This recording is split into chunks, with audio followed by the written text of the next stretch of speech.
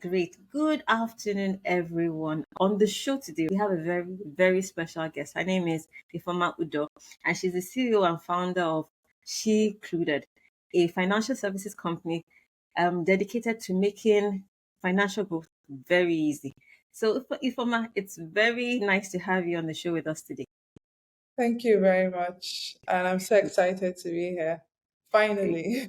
Finally, it took me a while to approach you because I was like, this lady will be so busy. But I'm so glad that you were able to finally make out the time to talk to us because I know that you have so much information, so much experience to share with people that might be trying to start a business, maybe something like yours or something totally different. So I'm very grateful that you made the time to join us today. So without much further ado, let's get into it. So let me just start with some of the things that I noticed you've done that has been remarkable. Let's start with your funding. I noticed that you had received funding from Google, non-equity kind of funding, and I'm sure many people will be wondering how did she do it, So if you could just tell us a bit about your journey towards getting the funding from Google. Um, so I think that for me, at the core of what I've always wanted to be, I wanted to always work or have something to do with creating change of life experience for people. Yeah, And as I got older, it was more specific and I was drawn more to women. And when I started doing the research about how can I do this, it started at my last job. I was working at a seed funding company. I sat down at hackathons. I read pitch decks, but I didn't see a lot for women. yeah, In fact, I remember meeting just three women throughout um, my time there, and I noticed that men were getting funding. And my initial thought was that they're better, but when I saw that many of them lost maybe $1 million in 6 months, in 7 months, I realized that there's actually a problem. More people need to take shots on women. And it just makes sense because 50% of the population are women and the other 50% are men. So I just felt that it was easy at that time to start a company. And I did what I knew best, which is put my money where my heart is. And when I started Shecluded purely with my own money. I think now it's in to say I'm doing something for women. Then it wasn't. yeah, This was 2019. So starting Shecluded was with my own funds. I needed to prove the idea and I needed to make sure that it was something I wanted to do. So I was looking at financial services for women because I know that a financially empowered woman can do more and can protect herself, and it's also good for social development.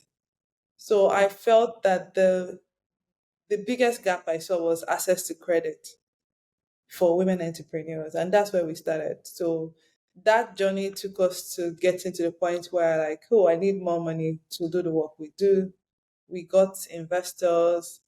Then, oh, I still need more money. We start thinking about what other ways, what other channels of funding do we need. And when the Google and Black Fund came out, I just felt like, wow, I wouldn't mind being in the Google network. And that's how we got it. We just put in an application. So I think the key thing, even getting here to us having this podcast, is that I'm also reminded that you should always make sure that you knock on doors. Like you yeah, miss 100% of the shots that you don't take. So I will keep taking more shots. So it's the yeah. shot we took and we got it.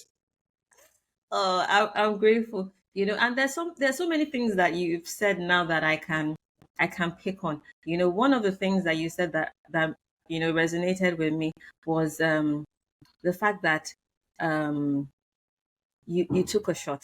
I was going through your LinkedIn page, and you're the second entrepreneur that highlights um challenges that they faced along the way. Most people just talk about the wins. They don't talk about the challenges and how difficult the journey was.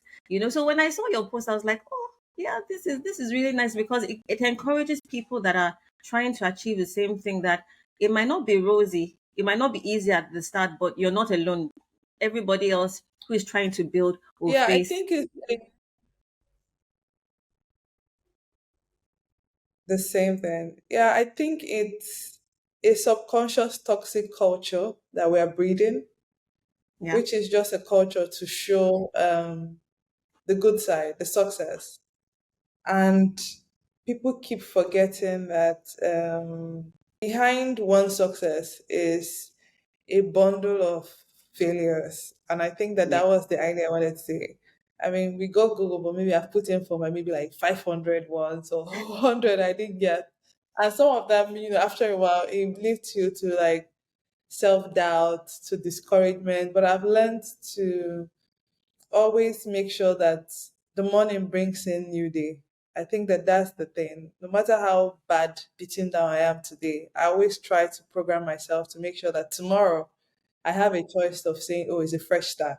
So, nah, I'm going to take charge of today. Interesting. Bravo, bravo for you. So, but do you think do you know what could have distinguished you from the other applicants that were running in the No contest for idea. Google? No idea. Wow. No idea. I mean, see, I can sit down here and tell you that there are 10 tricks to win these things. But the truth is that I can remember, I think, was it JP Morgan? I was like, gosh, this is stuff for me. The interview, I had so much fun. I felt there was chemistry and there was connection. And I'd even say packing my bags. I started doing the whole visualization. I went to their YouTube, started seeing myself walking down the stairs. And when I got to know, I was like, push me. So trust me, there is none. I think that the key thing you learn is that with each application, always think about it and say, what do they want? What are the people that they want? What is the people that they choose? What do they want? So it's not, yeah, don't take it personal. I think these things, think about it.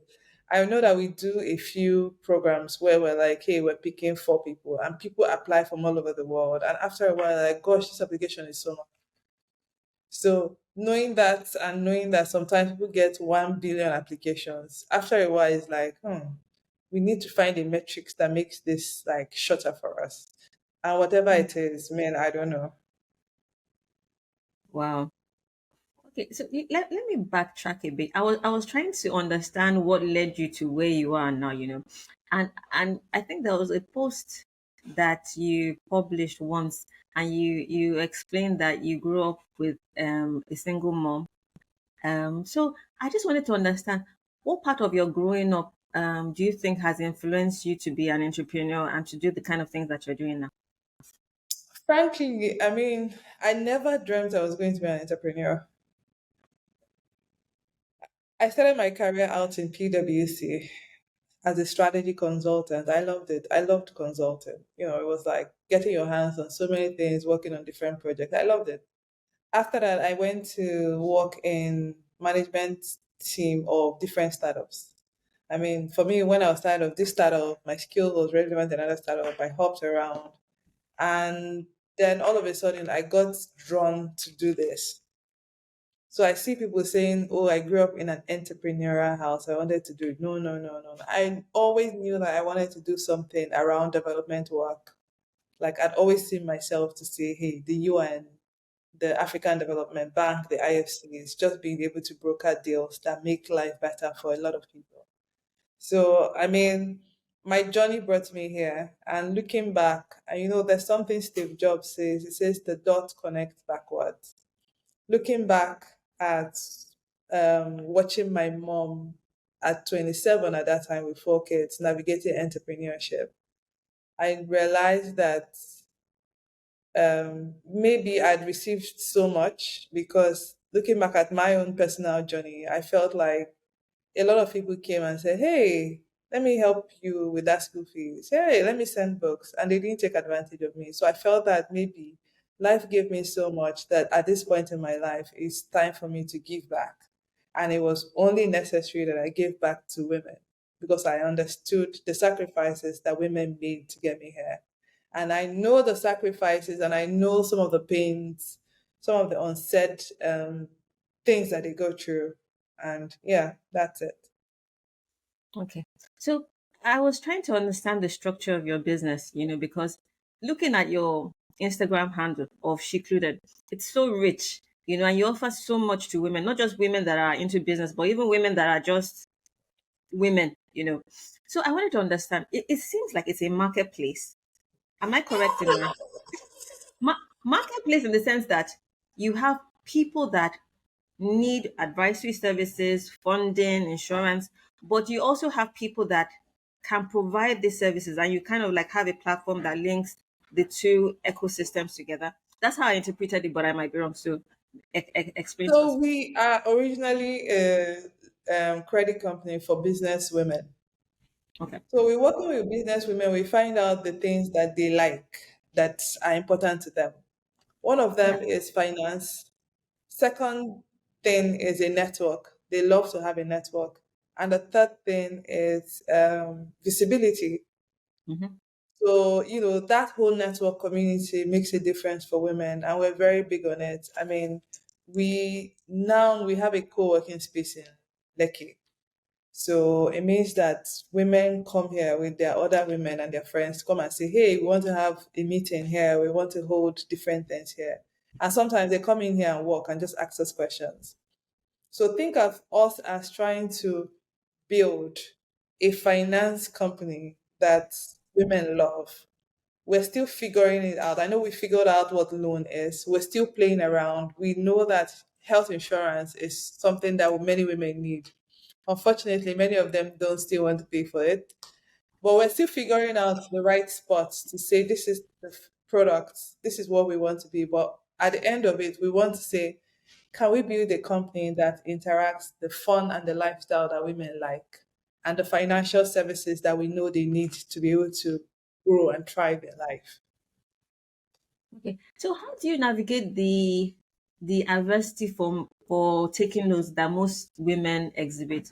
We don't like taking loans. We don't like borrowing money from financial institutions because of the obligation and the fear of repayment. So how do you navigate through that? And do you still feel, or is it really true, like they say, that women um default less than men in terms of repayment of loans?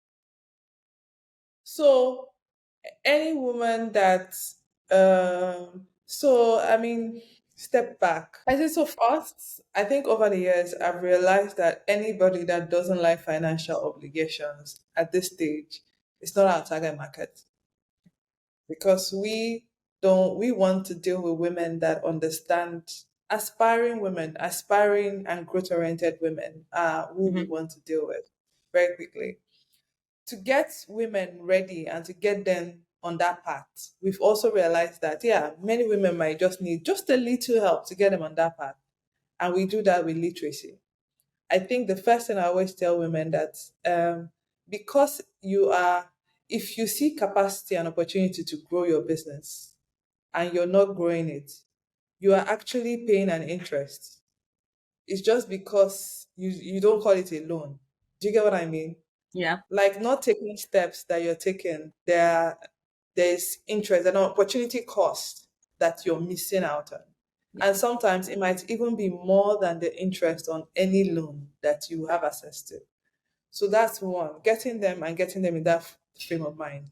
Getting them know that business is not emotional, it's more logical and more logical, yes, also helps, because at the end of the day, how do you get the pie that you have? How do you make it bigger? And it's not emotions. It's basically looking at the numbers and being wearing your big girl pants and saying these numbers make sense and I need to grow. That's what we want to do. Do women lend or better than men? I don't have sufficient data for men, so I can't make that overall thesis. But overall, I find out that when you see women that have understood and have the literacy to grow, and they have that, and they have the what's it called? They have that, and they have the money to grow. We've seen that create very big ripple effect on their business. I mean, their business expand. They hire more people, and they live better lives, and that's what we want. Right. Okay. So let me dive into how you got to where you are. As in, you said you started with your own money, but money finishes very quickly, So I'm just wondering, so how did you navigate to where you are now, as in, and sustain it and be able to, achieve and provide or offer all the kind of services that you provide now? Because I look at your platform and your website and I see that it's rich, So if you could tell us how you got there, the milestones, something that will help people to understand how you got to where you did. How did I get to where I am? I was true to myself. I was not in competition with anybody. I always feel that there's something that the CEO of GTB taught me in one seminar I attended. He said SMEs should know delayed gratification. And I think that was an SME retreat, even before I started my business. And I went to look at that word and I saw delayed gratification, basically. So for me, at different points, I knew what was important for me, and I was investing in what was important. Any other serere was bye bye. Do you understand? And I noticed that it helped us pump back the money into the business. It helped us focus on the things that are working than the cosmetics. And yeah, I think that that's it. Okay, so you said something interesting, the cosmetics. I've heard something similar before. There was a podcast I used to listen to from um Y Combinator. So this particular one was it was Jessica Livingstone that was talking. That's the wife of the owner, and she was saying she's a she was a co-owner. I don't know if she still owns part of Y Combinator, but then she said that the thing she finds founders do that waste their time is that they go um for many functions, many conferences instead of working on their product, and she felt that it was a time waster. So could you describe some of the things that you think are cosmetic and that wastes um time that for people that are entrepreneurs? I think that one of them is just not defining what type of entrepreneur you wanted to be. You want to be. Yeah. I've always known that I want to create change of life for people. That's on the bottom line. That's what the loan is for. It's not for anything. That's why we do what we do. How can we change the life of people? I've had a situation where, I mean, for human resource, for example, I'll see somebody that says, "Hey, I earn, I want to earn 1.6 million. I want to earn 800,000." I look at my revenue and I say, "Hey, hi, what I can afford now is 400,000," and I go with it. Do you understand what I mean? And I build from there. I remember when the highest person in my team used to be like 100K. Then we grew to 300K. Then we started growing. Do you get what I mean? I know that sometimes there are some skills I want that I can't afford it. I try to look for a way to get it at a fraction of the cost, whatever it is. Also, I know that there was a time when we were working out of my friend's office. Could we afford rent? Yes, we could. But at that time, I felt that that was not where we want to channel our money to, that we want to still channel our money to build. Do you get what I mean? I've had people and I've seen people's marketing budgets, and every time initially when I wanted to hire somebody in marketing, they bring this budget of 15 million, and I say, "Hey, hi, I don't think we've ever spent more than 1 million for marketing," and they look at me and I'm like, "Yeah." I mean, I learned very quickly from Jumia and Sambuta then when they started that you can spend so much in a market and create artificial demand, and once you stop spending, the market falls. I didn't want to do that. I wanted to be real. If there's nothing here, let me go and get a job. Do you understand what Yeah. I mean? Um, Also, in terms of the packaging, um, I was having this conversation with female entrepreneurs because sometimes when I see female entrepreneurs, very packaged, in short, even the tissue in the store is pink, very classy. And I look at the revenue and it's classless. And I'm like, gosh, you're living a classy life on a classless revenue. This is a this is a blunder about to blow. And yes, sooner or later, she comes back to me and says, there's a problem. I say, yes, there's a problem. You can't afford it. I'm like, there's a reason why I don't have pink tissue. We can't afford it. Do you understand? And some people have come and they've said, no, we have to do that for brand. Sometimes I give in some of their demands. Sometimes I don't. I say, see, there was a time when we used to use paper. Now we use tissue. Trust me, we'll use pink scented tissue. But the business has to generate that money. Do Yeah. you understand? So it's just being on your own lane and knowing that it's a business, not some fancy, classy enterprise that you're deceiving everybody with. So I noticed that men get it. I mean, when you go to and you see this bank declaring 50 billion in profit and you go there, you can't even get dispenser water. They get it. It's numbers. It's not a Mm. classy stuff. It's a business. It should buy our lifestyle. So yeah, that's it. Hi guys, it's Bunmi Smith from your very own The Money Buff Show, and I want to quickly drop a few words of thank you. So if you've been watching my show and you've gotten one or two things and you've continued to watch, thank you for being a solid listener and viewer. And if you're watching my channel for the very first time, thank you as well. And if you haven't yet subscribed, I want to encourage you to subscribe because I'm building a community. And the more subscribers I have, the more I can get people that you know and love to interview. So please continue to watch. Please continue to like and share. And please don't forget to subscribe. Thank you. Wow. Very, very, very some very key things you've said now. So in regards to marketing, because I struggle with that too.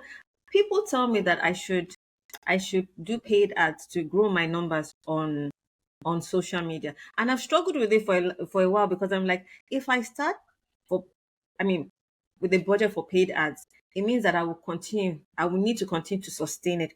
So how did you, how did you market initially? How did you get your customers? I think that one, to be very frank, when we came out, women wanted something like us. Yeah. So it was destiny, it was, sprinkle of the Holy Spirit and everything. So it was an easy sell. Then, secondly, I mean, we wanted to give women money and we're actually doing it. So we got a lot of word of mouth. Then, thirdly, I paid attention to say, what do women like? And we do it. I mean, once in a while, we do marketing, um, but maybe as in like, I think that marketing is great, and don't get me wrong, but I feel that any marketing we want to do is always strategic and it's always goal oriented, and I always know what we want from it. But maybe if we have 1 billion and we're looking for where to throw money, I think that maybe I'll think about it differently. But for me, I like thinking about marketing very differently than what I typically see other people do. Just throw money and get people. Okay, so you grew organically without necessarily doing much marketing. That's what I hear No, you say. much direct marketing. I mean, Okay. we did different other things that are marketing Okay. that maybe didn't quite involve. I mean, we did a lot of collaboration. We did a lot Okay. of freebies. I mean, we did headshots for women. We did different things that I thought that would give meaning than just funny money to say come and see me and stuff. And when necessary, we do those sort of marketing. So it's not that marketing is bad Yeah, or I understand. anything. But if you're low on cash, you have to be strategic. So I think that the word for me is that I was strategic about what kind of marketing we could afford at the time. Okay. So there's something I was curious about. I don't know if you respond to it, but I was just curious. So the funding that you got from Google, if it was not equity, I'm assuming it was debt, or was it a No, grant? it was a grant, but because they're giving it to companies, they don't call it a grant in their book. They just call it non-dilute non is it non-dilutable what's it called funding. So Okay. it's yeah, I think the nice word is a grant. Okay. Okay. Okay. That's nice. And I And can so, remember when we got that funding specifically, I remember the guy saying that, hey, people have gotten this funding and they used it, they got a new office and they got laptops and chairs and they paid for their office and 2 years later they closed. So for me, what that meant or what I understood that to mean was that put the money in money generating activities. And that is exactly what we did. I mean, we got it in 2021. This is 2023. We put the money back in the place on our business model, the part where um, I know that it will generate more money. yeah. And I Okay. was tempted to say, hey, go and put it on this part that is cosmetics. Go and put it on this part, this cosmetics. Go and do this, go and do that. No. I already got the head off. I think that one thing that they say smart people do is that sometimes you look at people's experience and learn from it. Yeah. So I'd learned from that experience and I wanted to do better. Okay. Okay. And so, do you have mentors, people that helped you along the way at the beginning? That gave you sound advice that helped save you from making mistakes that could have costed your business. Yes, have so many mentors that that help me, both personally, both in the work that we do and technology, whatever. I have a few mentors that I run things by, and I think that one of them initially when we started, one of the first people I spoke to was Mitchell Interswitch. And I Okay. remember sitting down with him and telling him, and he says, hey, why don't you do this? Why don't you do this? And I started realizing, wow, hmm, I need to visit this guy often. I mean, most of the things he says do, it's not like you do it, but it gives me another perspective on what could be. And that has helped um, me and that's helped the business. Mhm. So, how do you balance life at the home front and your work? Um, how do I balance? Frankly, some days I struggle a lot. Um, But what I've learned very well is to forgive myself. Yeah. Um, I've also learned to not be on a race track with anybody. Okay. I think that gives you a mental shift. Like I see some of my friends that are on the race, they'll now say, this person did this person did that. They're always like, Ifeoma, you're always chilled. I'm like, yeah, I'm not getting on that track. Bye. So I think define what success is to you is a good starting point. For me, success for me is that my kids have good life and I'm able to craft them in a way that gives them a better chance at life. Success for me means that I can afford vacations. Success for me means that, my husband, I can sit down, gist with him, we can spend time together and probably get, I mean, probably do the things that we love once in a Yeah. while and maybe get old together and stuff. So with that in mind, and success for me also means like, also dedicating and trying to be a Christian in the workplace. It means that sometimes I give kindness instead of knowing what to do. Yeah. So, yeah, so all those dimensions, I try to bring it out. Some days I fall in one, and I wake up the next day and I say, hey, I think I've been doing badly here. I need to try and up it. Do you understand? And I think that's what has gotten me through that. in a way. So is there balance? No, but I mean, I noticed that I'm getting a hang of it. And to be very, very frank, I feel that one of the key things that have helped me is that my husband is very supportive. Like I see a lot of women and it's like, gosh, they are in a big what's it called? They're in a big mess that nothing they can do brought it upon themselves and or nothing they can do can make it better. But knowing that he's happy doing his own thing, minding his own business and seeing me and say, oh, this my wife likes plenty activity. It's like, oh, whatever, have fun. Okay. And how does your philosophy on time poverty work with work and Oh, balancing the home?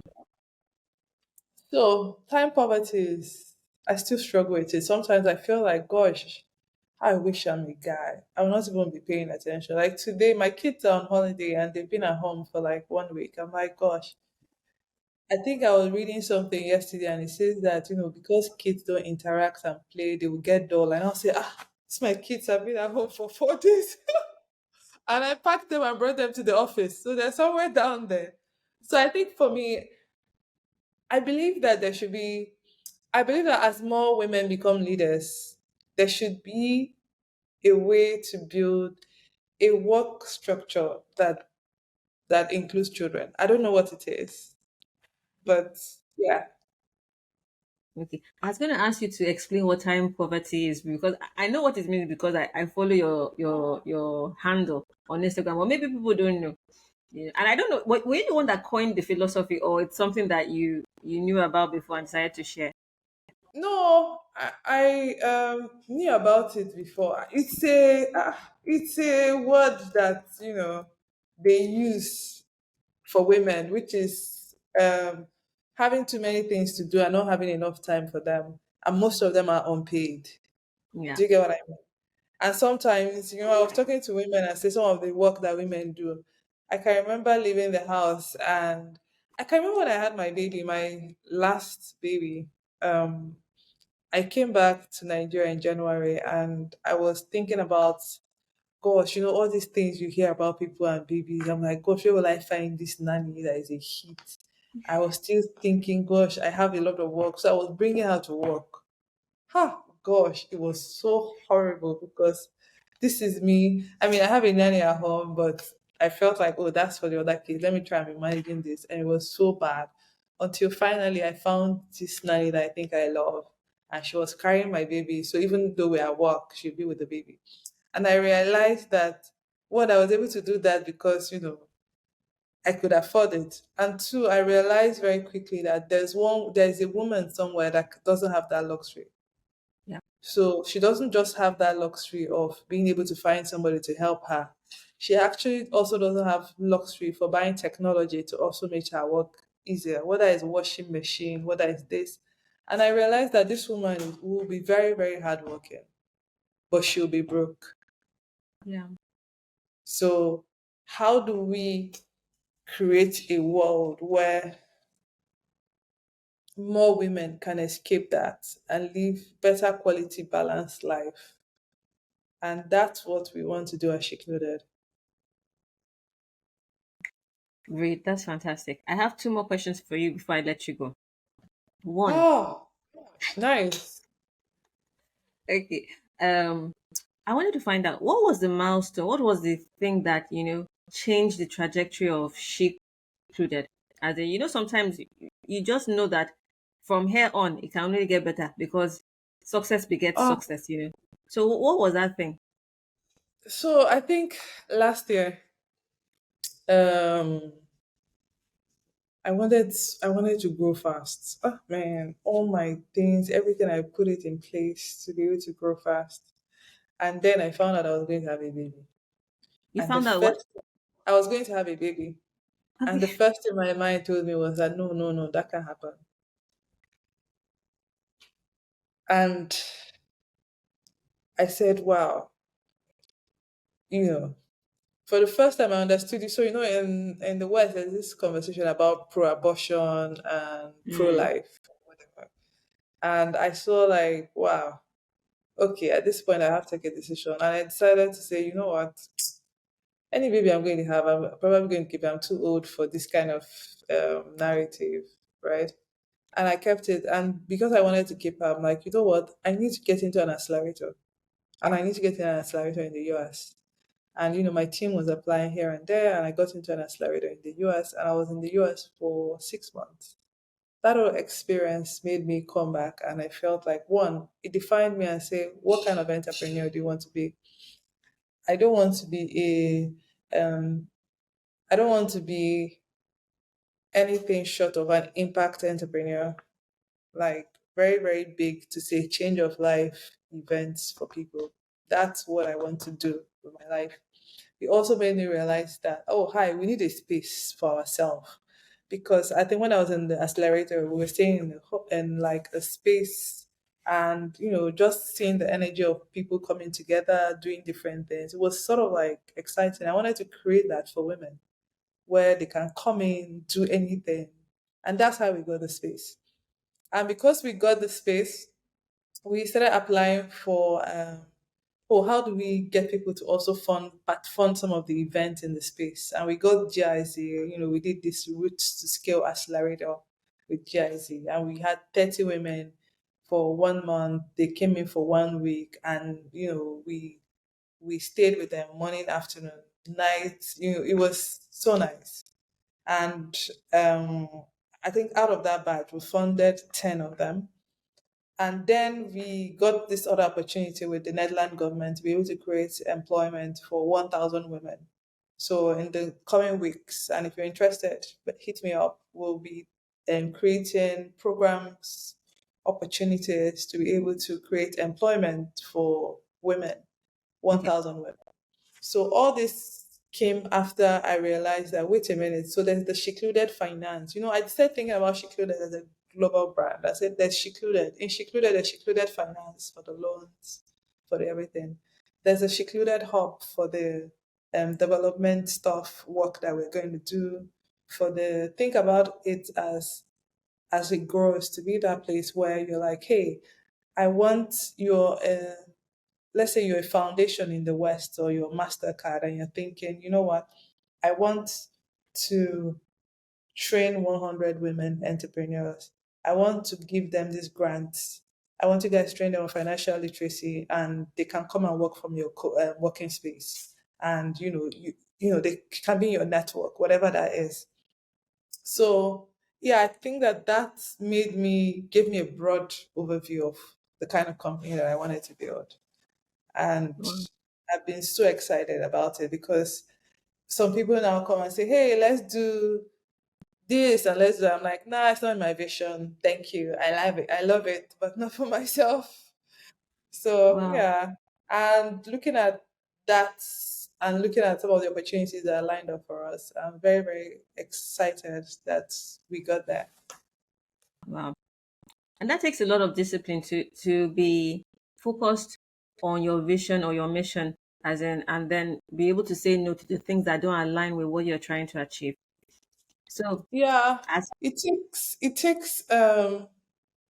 takes derailing, a lot of derailing. I mean, yeah, sometimes I derail a bit, but I now don't derail as far as I used to derail before. So yeah.